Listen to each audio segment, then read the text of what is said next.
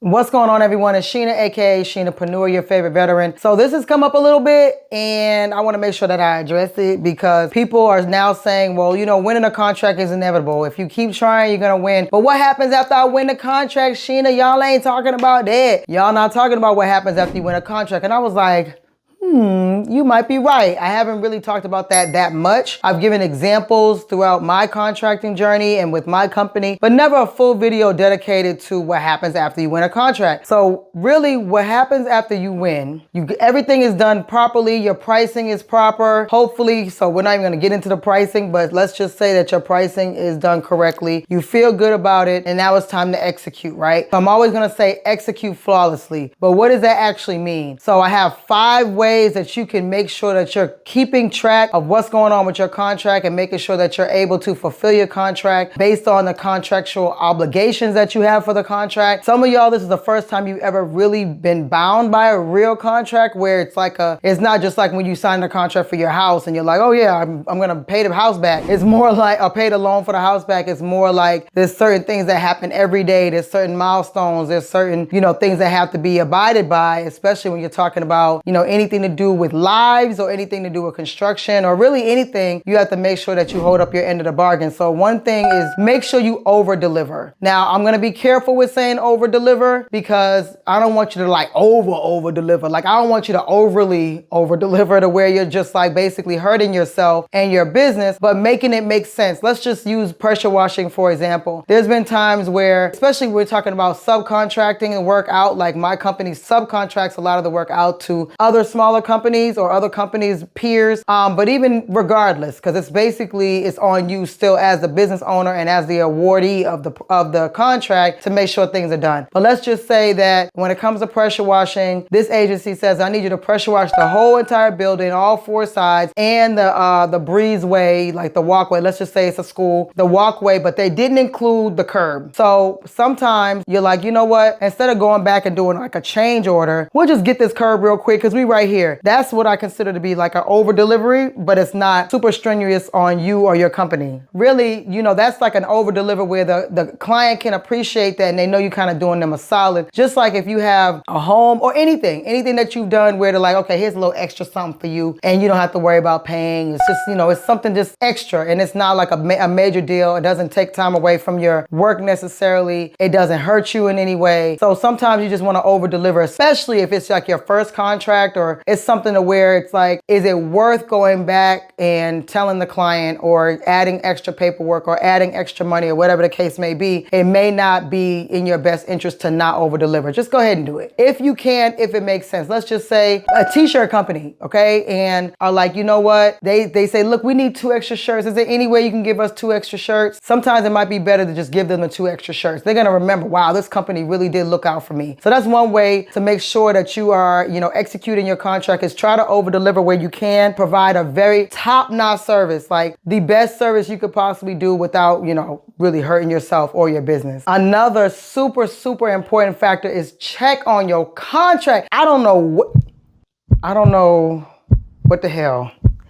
Y'all, especially y'all that are doing these out-of-state contracts, check on your contract. I'm not saying you always have to go fly out there or drive out there every day, but you need to check on your contract. Sometimes agencies are not gonna say a word. They're gonna let it go. Most of the time they wanna say something, they wanna help or they wanna whatever, but sometimes they won't say a word or maybe they don't even know what's going on and you're looking like, wait a minute, like this is not being done properly or this wasn't delivered properly or this is not the way that my company conducts business. And they're like, well, this is what's been happening. You're like, oh my goodness, this is not the way that I want to leave as my, my staple or my reputation for this delivery because you got a subcontractor that's not doing the right thing. And so you could really like get yourself out of a contract and they won't even say a word. They may not renew you. Let's just say it's a 5-year contract. You're like, I just got a $1 million contract for 5 years, but they don't renew you. So you don't have $1 million. Because it might be split up over, 5 years. So what is that, 20,000? Is that right? 200,000 a year. year. And so they just don't renew you for the following year. Now you don't have $1 million contract. You have a $200,000 contract because you didn't check on your contract. Make sure that it's going the way that you need it to go. And if the agency has complaints, that you address those complaints. Sometimes it's not a perfect system. They may be nitpicky. They may not even know the rules themselves. And I'm going to get to that. But just make sure that you're checking on it and that it meets standard that you have, because you're going to have a standard. I mean, even if it's something that you don't really know about, but you're like, okay, this contractor is really rude to the contracting officers. I don't conduct business like that. I don't want them to conduct business like that because they're representing my company. And now you potentially like messed up your money, your blessing, your, possibility of continuing with this agency because you didn't check on your contract. Like that's regular business stuff, guys. Like you have to check on it. You're putting your whole business life in someone else's hands. Even if it's an employee, you're putting it in their hands and you're like going on vacation and like, oh, I just got a contract. I'm rolling in the dough. No, you have to treat this like a real business and you have to check on your stuff. So the next thing is keep everything in writing. When I tell you this has come and bit me in the behind, and not because of Sheena believes in paperwork, but like my contractors and my employees who are not treating it like a real business, or they don't know, or they just operate off of phone calls and in-person conversations. This has been one of the main factors like that has saved me, I'll say, because I have everything in writing per our conversation, or have them. I don't want to hear anything about what was said on the phone. I don't care nothing about what was on the phone. I want it in writing, because there's been plenty of times, especially on the federal level, where they're like, show me in writing where you said that you were asking for help. And you're like, everybody in the whole agency knew I needed help, or there was an issue here that we couldn't solve and it was the agency's fault. Where is it in writing? And they will pull that card on you so many times. So please, I beg of y'all, those who don't like more in person and more phone call, and you don't do it in writing, it doesn't exist. You're gonna have a hard time if you don't keep stuff in writing. You definitely have to, as best you can. There's gonna be certain things, like especially if the agency's trying to help you, sometimes they can't have it in writing and they're just trying to help you. I got that. But as much as you can have stuff in writing, make sure that you do. So another thing is get familiar with the contracting obligations. There's been many times where they're like, oh, you're supposed to be doing this, this, and this. No, I'm not. According to this contract. Now, we're talking about big stuff. Like I gave the example about just quickly pressure washing the curb real quick. That's not a big deal most of the time. But if we're talking about, oh, you guys are supposed to clean the kitchens too, that's not a part of it. Like large commercial kitchens. No. For, 25 floors, that makes a huge difference. So no, we don't do that. We're not doing that. In the contract, it says only cubicles and bathrooms. That's it. Or just cubicles. So, we're not going to just do that because you said. So you have to know exactly what it says in the contract, because a lot of times the agency doesn't know, especially let's say you're working in a multi-agency building like we did for GSA, where it was so many different agencies. We had the Department of Labor, Department of Education, Army Corps of Engineers, Social Security Administration, GSA, so many agencies in there for 48 floors. So, of course, all those people did not know what we were supposed to do on that contract. They thought we were just coming in and cleaning the whole building.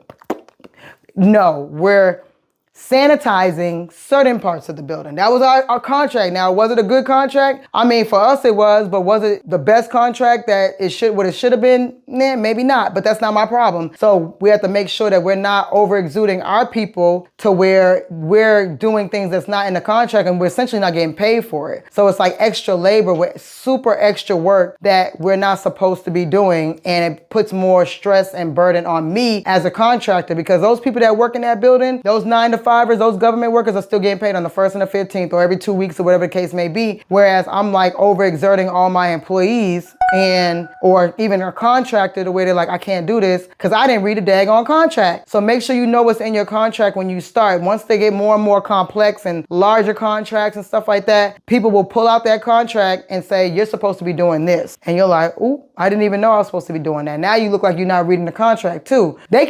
The agency can get away with not reading the contract, which is crazy. But you as a business owner, you should know what's in that contract. It's very important. And it's a trump card, because you can just say, according to the contract, and they're going to be be like, oh, okay. You know, usually that's gonna shut them down. As long as you're not being rude and nasty about it, you deliver in a professional manner, in writing, making sure that everybody's on the same page. So the next thing, and this is like super, super important, I can go so far and probably do a whole other video about it, but staying ethical, doing things the right way, because sometimes that stuff will come back years later. Like, if you watch my interview with Carl Gibo, my attorney, my government contracting attorney, he'll tell you things will be good to go, contract over, and then they find that you didn't do something and now they're trying to sue you, and you're a little baby business and you're like, sue me for what? Well, you didn't do this, but you didn't tell me to do it. I don't have to tell you to do that. You know, I might be, maybe the person that you were working with got fired or quit, and so now a new person comes in and they're like, who did this drywall? They were supposed to also do this whole other room, and you paid them for something that, you know, paid them more money, and they didn't actually do everything in the contract.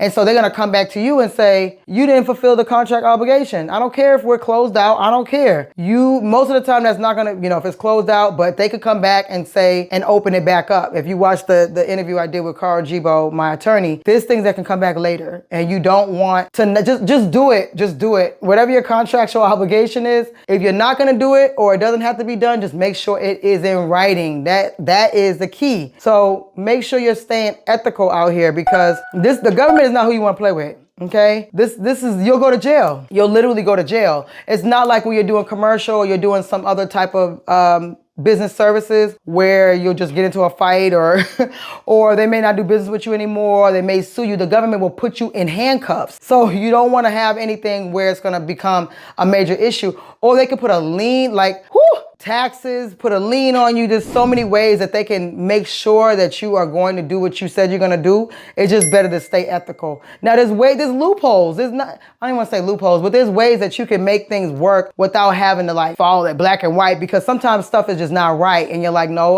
that's not right. That makes no sense. And so let's talk about it. And a lot of times they'll be more willing to do that. But then again, this is a people business. These contracting officers, like Alvarez said in the interview, these contracting officers and contract specialists are real people. They have the same problems as you, so they might be having a bad day. And so because they're having a bad day, then you're gonna have a bad day. They have all other kind of obligations, other contracts. They have their own job that they have to do, and you have to just make sure that you're doing what you're supposed to do, and you don't have to worry about any of that. Don't try to get over.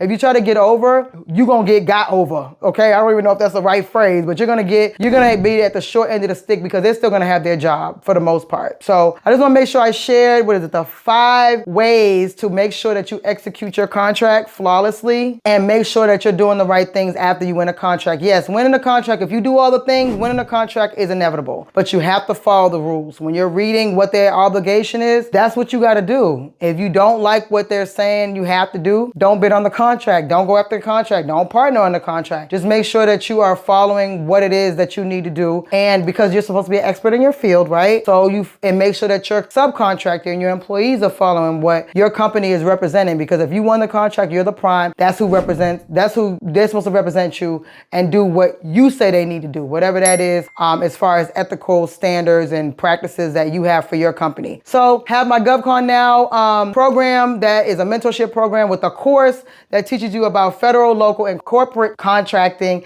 I have a section in for veterans. If you're brand new, startup section for those who are brand new to government contracting. We have our GovCon Moneymakers group, and it is 100% free to join. And there's a whole bunch of people in there sharing wins, asking questions, answering questions. So make sure that you join that. Make sure you check out the GovConNOW program. And until next time, it is your favorite veteran.